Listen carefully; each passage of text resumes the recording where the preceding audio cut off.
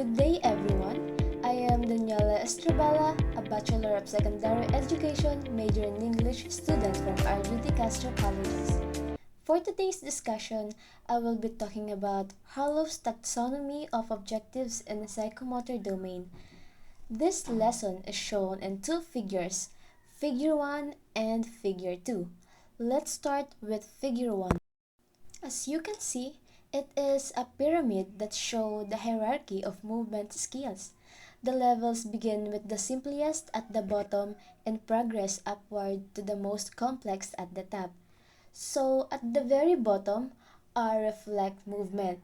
Above that, we have basic fundamental movement. The third level is perceptual. The fourth level is physical activities. Next, we have skilled movements. And finally, at the very top, we have non-discursive communication. Okay, let's move to Figure 2. Harlow's list of movements in the psychomotor domain. This topic is all about the different types of movements we humans do, from the most basic reflexes to the most advanced skills, and even communication through our bodies. Let's go through each level one by one. The first level is reflect movement. Reflect movement learning in response to some stimuli. So, reflect movement, these are the simplest and automatic responses of our body to stimuli. For example, when we accidentally touch something hot, we immediately pull our hand back.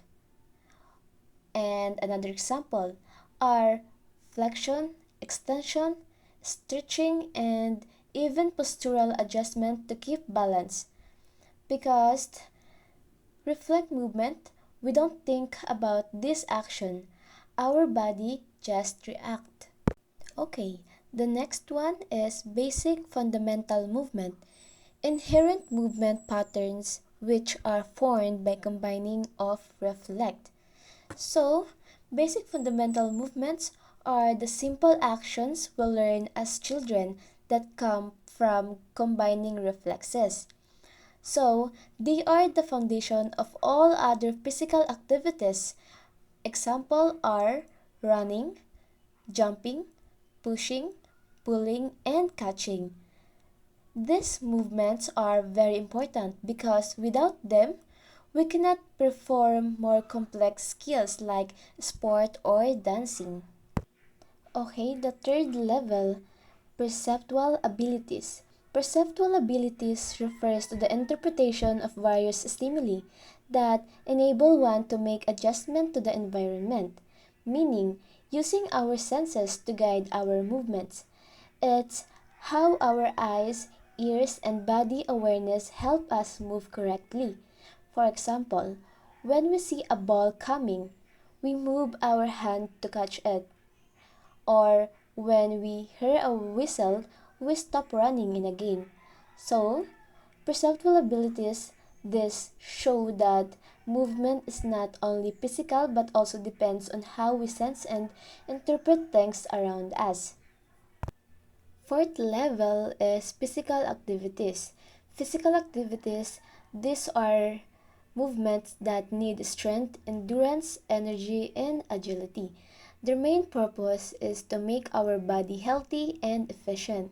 For example, running long distance for endurance, lifting weights for strength, stretching for flexibility, and quick movements like sprinting or dagging and basketball for agility.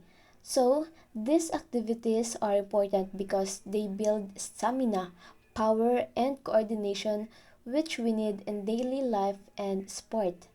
In short, physical activities, movements that train and improve the body, fitness.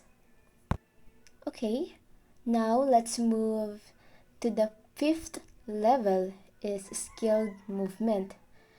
Skilled movement, the result of the acquisition of degree of efficiency when performing a complex task. So, These are advanced movements that we acquire through practice and training. They show efficiency and mastery.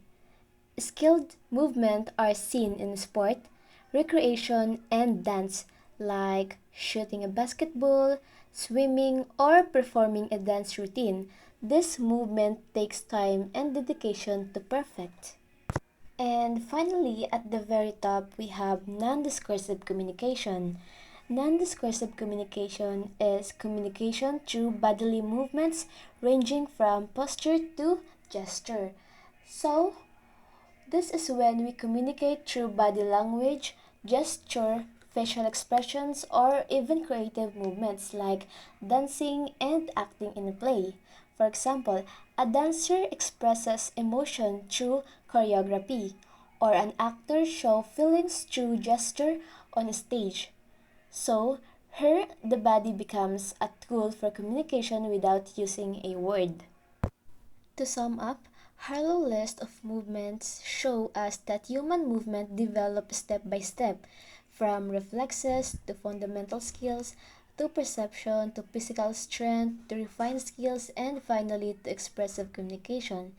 It reminds us that movement is not just physical, it also involves the mind, practice, and even emotion.